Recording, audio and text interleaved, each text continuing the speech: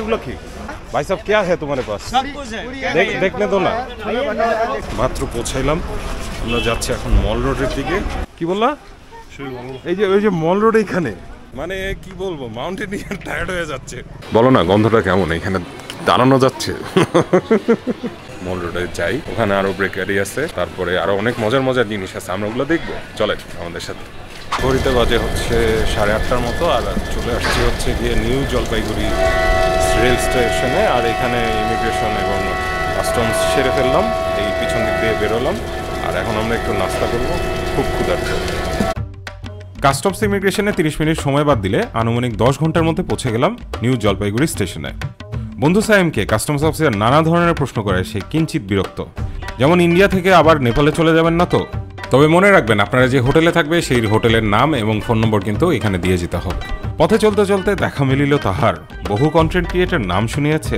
যার বারবার এই যে ব্রোয়ের রেকমেন্ডেশন নেসক্যাফে আইস ল্যাটে ব্রো খুলো তুমি উদ্বোধন করো নাও এগুলো কি এগুলো কি হচ্ছে খোলো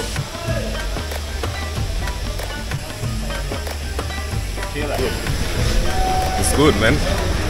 ভালো ছিল এই হচ্ছে নিউ জলপাইগুড়ি স্টেশন নামে নিউ জলপাইগুড়ি হলেও কিন্তু জলপাইগুড়ি থেকে এটার স্থান 42 কিলোমিটার দূরে শিলিগুড়িতে আর এটা হচ্ছে এনজিবি স্টেশন পার্কিং লট যেই জায়গাটা বিখ্যাত হচ্ছে গিয়ে ট্যুরিস্ট স্ক্যামিং এর জন্য এখানে যখন আপনি ট্যাক্সি করতে যাবেন তখন কেউ একজন খুব কম দামে আপনাকে ট্যাক্সি অফার করবে করে নিয়ে বলবে যে আসুন অফিসে গিয়ে কথা বলি এবং আপনাদেরকে একটা প্যাকেজ ধরায় দিতে চাবে এই প্যাকেজ ধরলেই কিন্তু আপনার পুরো ট্যুর এখানেই মাটি সুতরাং এই ভুলটা কখনোই করবেন না আচ্ছা এখানে আছে অন্নপূর্ণা কৃষ্ণা হোটেল পরে হচ্ছে ম্যামথি হোটেল পরে অজনা হোটেল এখন আমরা কনফিউজ কোথায় ঢুকবো इसमें होगा क्या है तुम्हारे पास भाई साहब क्या है तुम्हारे पास देखने दो ना देखने दो এই হোটেলের ডিসপ্লেতে সবগুলো খাবার না থাকলেও আমরা এই হোটেলটাতেই বসলাম কারণ এটা একটু অন্যান্য হোটেলের থেকে বেশি পরিষ্কার ছিল সো এই হচ্ছে আমাদের আজকের সকালের নাস্তা 2টা রুটি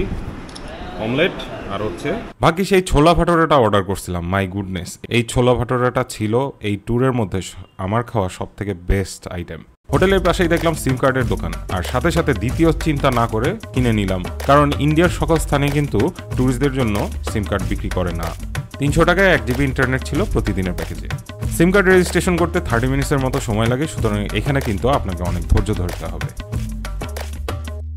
ওকে ব্রোস আমরা হচ্ছে গিয়ে মানি এক্সচেঞ্জ এই যে টিকিট কাউন্টার যেটা আছে সেখান থেকে করে ফেললাম এখানে রেট আজকেরটা পাইছে হচ্ছে 42.5 কি 42 কি কম যাই হোক এখন হচ্ছে আমরা যাব দার্জিলিং এখান থেকে গাড়ি ঠিক করার ট্রাই করব লেটস গো ছবিটা তখন নিছিলাম আমি আচ্ছা যাই হোক এই যে আমরা এখন একটা জিপ এর পিছনে 3টা সিট পাইছি 4 জনের সিটে 3 জন বসাতেই আর কোনো তিল ধারণের ঠাঁই নেই যাই হোক আমরা এখন যাচ্ছি হচ্ছে দার্জিলিং এ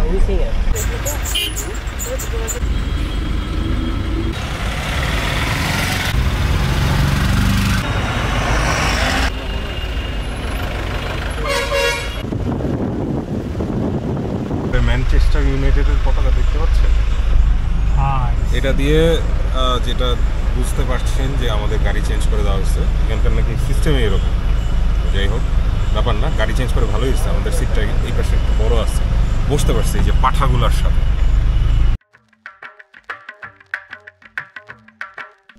নতুন একটা শহর অজানা এক পরিবেশ এখানে অনেক কিছুই চলে যা আমাদের অজানা যেমন যে গাড়িটায় বসেছিলাম সেই গাড়িটা কিছুক্ষণের মধ্যেই আবার চেঞ্জ করে দিল কেন করলো কি বা কারণ ছিল প্রথম বুঝতে না পারলেও আস্তে আস্তে কিন্তু সবই বুঝতে থাকলাম এবং আপনাদেরকেও সবকিছু আস্তে আস্তে শেয়ার করব সুতরাং একটু ধৈর্য ধরুন দূর থেকে দৃশ্যমান হচ্ছে আস্তে আস্তে হিমালয় পর্বতমালা এই প্রথম দেখছি বিশ্বের সবচেয়ে উঁচু পর্বতমালার রেঞ্জটা পাহাড়ি আঁকাবাঁকা রাস্তা দিয়ে গাড়ি উঠে যাচ্ছে এক অজানা পাহাড়ের দিকে সমতল থেকে অল্প কিছুক্ষণের মধ্যেই উঠতে শুরু করলাম বিশাল উচ্চতার পাহাড়গুলো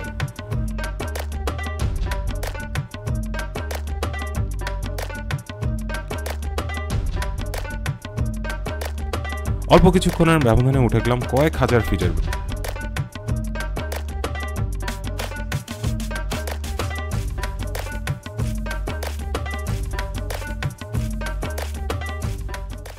আচ্ছা ঘড়িতে বাজে 2:30 দ্যাট মিনস আমরা কখন উঠছিলাম? 11টার দিকে উঠছি, 11:30টার দিকে উঠছি। আর হচ্ছে এখন মাত্র পৌঁছাইলাম। আমরা যাচ্ছি এখন মল রোডের দিকে। তো ওইখানে আমরা একটা হোটেল খুঁজে ওখানে আজকে নাইট স্টে করব। যাওয়ার কথা মল রোড নিয়ে যেতে সাহেব, তাড়াতাড়ি হাঁটো তো, আমাকে ফেল করা হচ্ছে। এই মাউন্টেন নিয়ে আর হাঁপাই গেলা নাকি? হ্যাঁ, মল রোড থেকে হাঁপাই গেলা। এই তো শহর দার্জিলিং, পাহাড়ের উপরে এক বিশাল মেট্রোপলিস। শহরের মতোই আছে অনেক অলিগলি, তবে কোনোটাই সমতল না। গলিগুলো কোনো না কোনোভাবে উপরের রাস্তার সাথে কানেক্টেড। এই দেখেন না, এই রাস্তাটার নিচ থেকে শুরু হয়ে শেষ হয়েছে একদম উপরের দিকে গিয়ে। হাঁটছিলাম, এক্সপ্লোর করছিলাম ভারী ব্যাগ কাঁধে, তবে বিপত্তিটা তখনই বাধে। আমার সাথে থাকা দুই বন্ধুর একজন জয় করেছে দেশ বিদেশের সব উঁচু পর্বত শৃঙ্গ। মল রোডে এসে দেখি তার পুরোই পাংচার হয়ে গেল। কি বললা? এই যে ওই যে মল রোড এইখান থেকে কি ব্রো? কি ব্রো? কি? আসো আসো। আরে মাউন্টেনিয়ার এমনিই পারবে, আসো। মানে কি বলবো, মাউন্টেনিয়ার টায়ার্ড হয়ে যাচ্ছে। আশ্চর্য।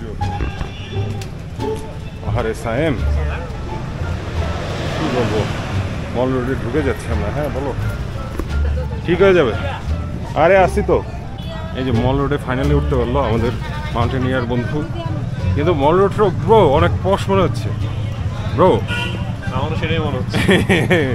মানে বাজেট ফ্রেন্ডলি হবে না আর কি। মল রোডের পশনেস একটু বেশি মনে হইতেছে, তাই না? আচ্ছা, আমরা একটু ঘুরে টুরে দেখি কি আছে না আছে, তারপরে হোটেল বুকিং।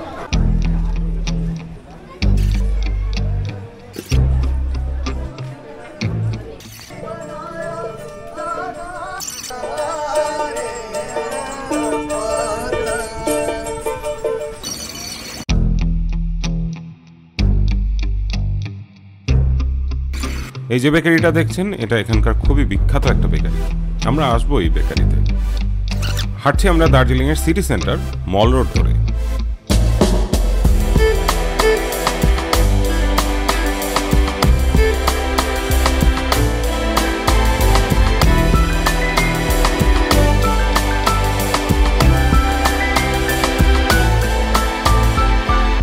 যদি দার্জিলিং আসাই হয় তাহলে মল রোডের আশেপাশে থাকার চেষ্টা করবেন, কারণ থাকা খাওয়ার হোটেল আর যত ধরনের ট্যুরিস্ট অ্যাট্রাকশন আছে সবগুলোই কিন্তু মল রোডেই পাবেন। তবে সমস্যা হচ্ছে একটা, এখানে সবগুলো হোটেলে কিন্তু বাঙালিদের আবার থাকতে দেয় না। আমরা যেই রোডটাতে এখন প্রবেশ করছি এখানে অনেকগুলো হোটেল আছে, সেখানে দেয়। আর যদি হোটেল খুঁজতে খুব প্রবলেমই হয় তাহলে যেরকম ভাইয়ারা আপনাদের হেল্প করবে। ওয়েল, ওনাদেরকে অনেকে দালালও বলে থাকে, আমি জানি না কেন সেটা। ওনারা তো একটা প্রবলেমের সলিউশন অফার করতেছে, তাই না? যাই হোক, শেষে আমরা মনোকামনা নামে এই হোটেলে একটু দরদাম করে নিয়ে নিলাম। এখানকার ম্যাক্সিমাম হোটেলে দুই ধরনের রুম থাকে, একটা ভিউ সহ যেটার দাম একটু বেশি হয়, আর আরেকটা হচ্ছে গিয়ে ভিউ ছাড়া। আমাদের অত ভিউয়ের দরকার নেই, কারণ জানলা থেকে যথেষ্ট ভালো একটা ভিউ পাচ্ছি।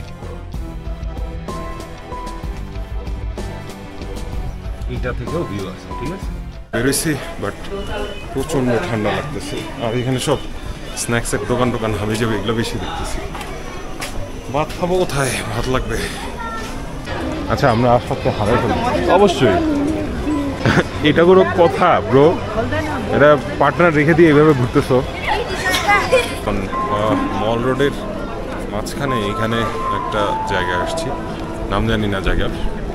যাই হোক, এখন হচ্ছে আমাদের খাদ্য অভিযান খুঁজে যাচ্ছি, পাচ্ছি না কোথাও। দেখি কি আছে কপালে। ভাই তাড়াতাড়ি ভাতটা খাও তো। যা পাওয়ার আমি পেয়ে গিয়ে। এই যে আমাদের বন্ধুকে পেয়ে গেছি। বন্ধু চলো ভাত খাওয়া। ভাত। এই হচ্ছে আমার বন্ধুর অবস্থা। প্রতিবেশী দেশে আইসা ভাতরেই চিনে না। হ্যাঁ, পেঁয়াজ দেন।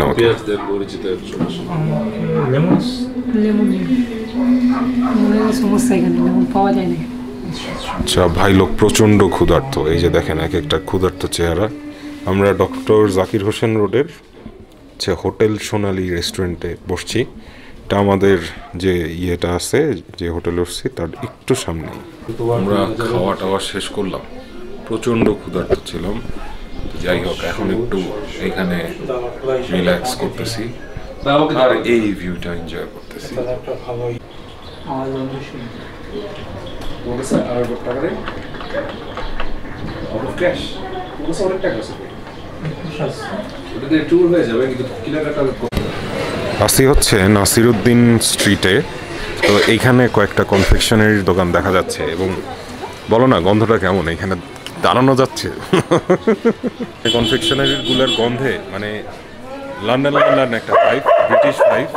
যেহেতু ব্রিটিশরা এখানে ছিল, মানে পুরো এই এলাকাটা হচ্ছে কি এরকম একটা ভাইব। তো যাই হোক, আমরা একটু সামনের দিকে যাই, মল রোডে যাই, ওখানে আরও বেকারি আছে, তারপরে আরও অনেক মজার মজার জিনিস আছে, আমরা ওগুলো দেখবো। চলেন আমাদের সাথে।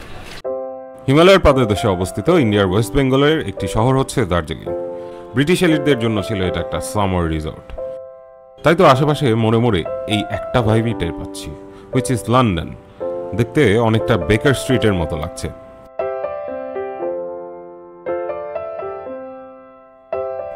বিখ্যাত ব্ল্যাক টি এর জন্য, যার কারণে এখানে মোড়ে মোড়ে এতগুলা চায়ের দোকান। শুনেছি কাঞ্চনজঙ্ঘারও নাকি এখান থেকে অনেক সুন্দর ভিউ পাওয়া যায়। এই কারণেই এই জায়গার এত ডিমান্ড। কাঞ্চনজঙ্ঘার দেখা পাবো কিনা সেই আশায় খুব অধীর আগ্রহে দিনটা কাটালাম।